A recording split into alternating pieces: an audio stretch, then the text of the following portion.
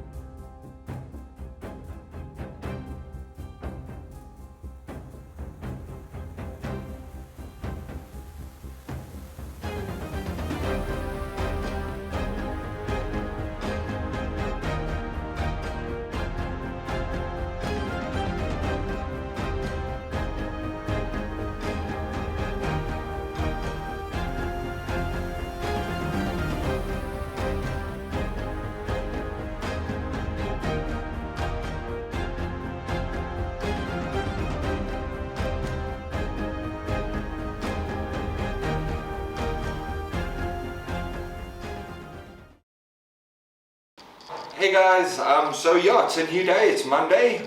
We touched up our Joker over the weekend in keeping to our Halloween theme. If you would like to do something similar, a Joker, whatever it is for your Halloween theme, you can get some filaments at www.3dprintingstore.co.za, and yeah, hopefully your projects at home also as fun as ours. Keep well everyone, bye bye. So, what's the exact thing you want me to say? Hey. Today we're going to be keeping to the Halloween theme that we've been having going, and we will be using the acrylic paints. We will be using